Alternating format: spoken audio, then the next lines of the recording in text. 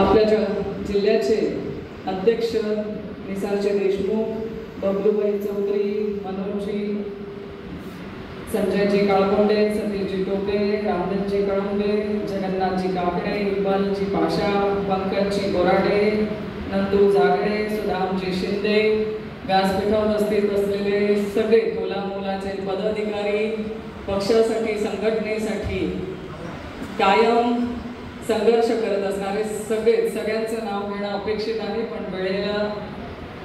वेळेमुळे सगळ्यांचं नाव घेऊ शकणार नाही, पण सगळे उपस्थित आणि बरं ज्यांना भेटायसाठी आम्ही इथे आलेलो आहेत ते माझे सगळे जालना जिल्ह्यातले बंधू आणि भगिनींना. मेळाव्यामध्ये आपल्याला बराच उशीर झाला, मला माहिती आहे. तुम्हाला सगळ्यांना प्रांत अध्यक्ष आदरणीय शशिकांत शिंदे साहेबांना ऐकायचं आहे, टोपे भैयांना ऐकायचं आहे. पण करत असताना आपण सगळे इथे उपस्थित राहिला त्यासाठी आणि मोठ्या संख्येने उपस्थित राहिलात. मला असं वाटतं तुमच्या इकडे भरपूर पाऊस पडलेला असेल आणि आता बऱ्याच वेळानंतर आता जरा ऊन बघायला मिळत आहे. आमच्या जळगाव जिल्ह्यात पण भरपूर पाऊस पडलाय, पिकांचं नुकसान झालंय, शेतामध्ये पाणी साचलंय आणि अशा परिस्थितीमध्ये शेतकरी हवालदिल झालेला आहे. आणि आपण सगळे बघतोय की निवडणुकीच्या काळामध्ये अनेक घोषणा सरकारच्या माध्यमातून करण्यात आलेल्या होत्या. आम्ही हे देऊ, आम्ही ते देऊ, सगळं घोषणांचा पाऊस पडला. पण जेव्हा खरा पाऊस पडला आणि शेतकरी बांधवांचं नुकसान झालं तेव्हा ह्याच सरकारमधल्या लोकांना तुमच्या शेताच्या बांधापर्यंत यायला देखील आज वेळ नाही. जेव्हा आज परिस्थिती अशी आहे की शेतकरी बांधवांचं प्रचंड असं नुकसान होतंय, पिकांचं नुकसान होतंय, तेव्हा आपल्याला मदतीची अपेक्षा आहे. आपल्याला असं वाटतंय की आपल्यापर्यंत आमदार असतील, खासदार हे सगळे आले पाहिजे आणि आपल्याला त्यांनी मदत जाहीर केली पाहिजे. मिळतंय का? आलंय का तुमच्या शेताच्या बांधापर्यंत? मला तुम्हा सगळ्यांना बघून कळतंय तुम्ही सगळे उत्कृष्ट शेती करणारी लोक आहेत. आज शेती करत असताना आपण जो खर्च करतो तो खर्च पण निघणं कठीण आहे. एवढी परिस्थिती आजची बिकट आहे आणि शेतकऱ्यांना आज काय हवंय तर सरकारने आपल्याला हातभार लावावा. आपण जे पीक पिकवलं, ज्या पिकाचं नुकसान झालंय त्याचा मोबदला आपल्याला सरकारने द्यावा. मोबदला तर सोडून द्या, तुमच्या पीक विम्याचे निकष देखील सरकारने काढून टाकले. म्हणजे तुम्हाला जे अतिवृष्टीचे निकष होता तो काढून टाकलाय. तुमच्या पिकाला जेव्हा पाऊस हा जास्त दिवस येणार नाही आणि तुमचे पिकं जर सुकली तेव्हा तुम्हाला पीक विम्याचा जो लाभ मिळायचा तो आता मिळणार नाही. म्हणजे सरकार तुम्हाला काहीच देणार नाही. पीक विम्यात मधलेही जे निकष होते ते काढून टाकायचे. म्हणजे शेतकऱ्यांना रडकुंडी आणायचं काम सरकार करत आहे. बरं फक्त तुमचंच आहे का? तर माझ्या या लाडक्या बहिणीच्या निवडणुकीच्या काळामध्ये एवढं डोक्यावर घेतलं, लाडक्या बहिणी लाडक्या बहिणी लाडक्या बहिणी करून करून प्रत्येक माणूस तुमच्यापर्यंत येत होता. मला सांगा निवडणूक झाल्याबरोबर यांच्यासाठी किती निकष लावले? काय तर म्हणे तुमच्या दाराजवळ गाडी आहे, तुमचा पगार बंद.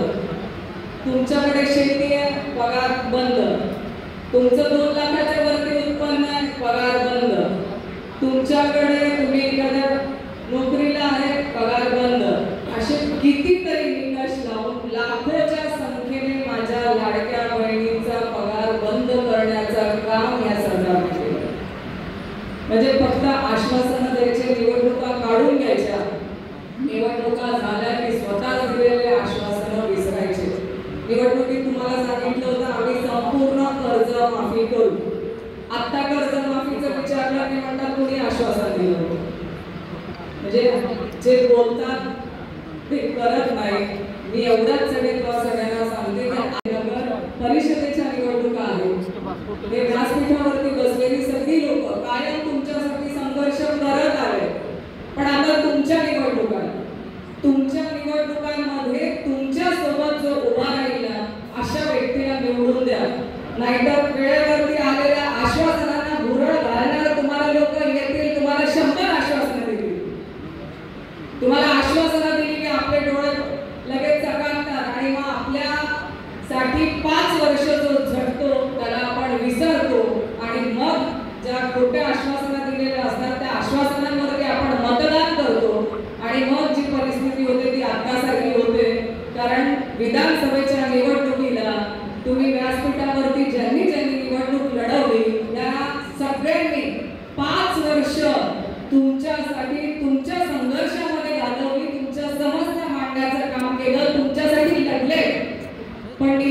निवडणुकीच्या वेळेस ज्या सरकारकडनं फसव्या घोषणा झाल्या त्या घोषणांच्या आधारावरती या सगळ्यांना पराभव पत्करावा लागला।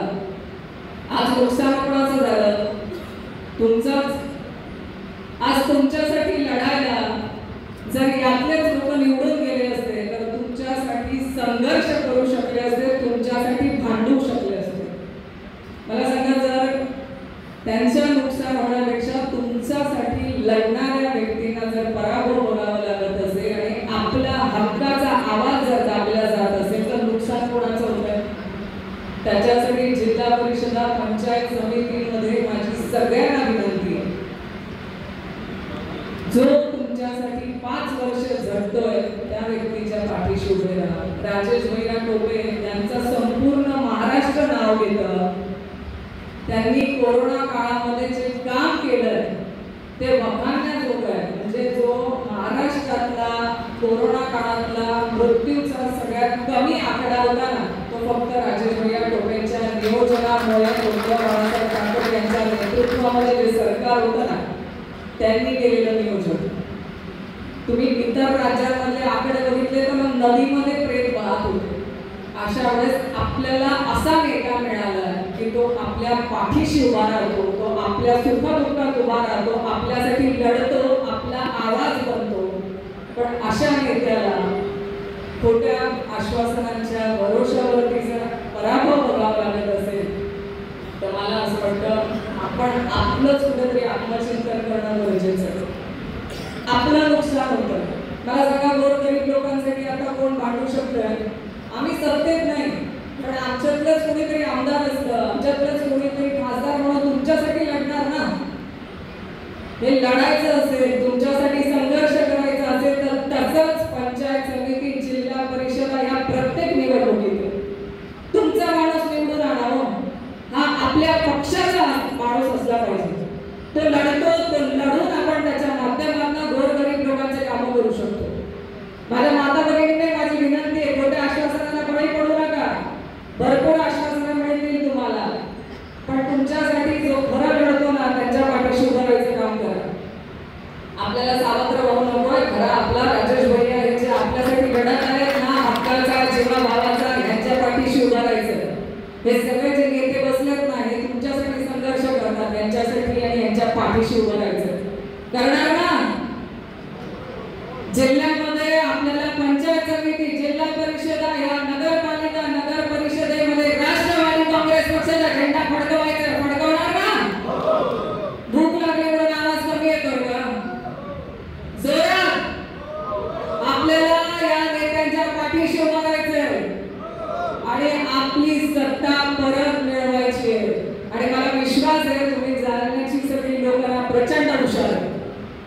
तुम्ही लोक लोकसभेला सगळं चांगलं करून दाखवू शकतात ना, पंचायत समिती, जिल्हा परिषद पण चांगलंच करणार आणि तोच निकाल जो आपल्याला अपेक्षित आहे, आपली सत्ता जिल्हा परिषद आणि पंचायत समितीला आणायची। एवढं आपल्याला करायचं। त्यासाठी पक्ष संघटन मजबूत करा। शिंदे साहेब आपल्याला पक्ष संघटनेसाठी मार्गदर्शन करतीलच, पण आपलं एक काम आहे, आपण तळागाळापर्यंत, खेड्यापर्यंत, वाड्या वस्त्यांपर्यंत जा आणि सांगा, आज शेतकरी बांधव जो हवालदिल झालेला आहे ना ते सांगा। आज माझ्या माता भगिनींवरचे जे अत्याचार वाढले ते सांगा। त्यांच्यापर्यंत जाऊन सांगा की जेव्हा माता भगिनींवरचे अत्याचार होतात ना, तेव्हा ह्यांच्या सरकारमधली लोक इकडे तिकडे तोंड लपवतात, पण एकही बोलायला तयार होत नाही। आणि आमच्यासारखे जे बोलतात ना, तेव्हा आमचं तोंड बंद कसं होईल याच्यासाठी प्रयत्न करणार हे निर्लज्ज सरकार। त्याच्यामुळे गंभीरपणे आपला पक्ष तळागाळापर्यंत पोहोचवण्याचं काम करा आणि आपलं संघटन मजबूत करा, एवढंच तुम्हा सगळ्यांना सांगते। आणि आजच्या या कार्यक्रमाला मार्गदर्शन करायला इथे आले सगळ्या नेत्यांचे मी आभार व्यक्त करते।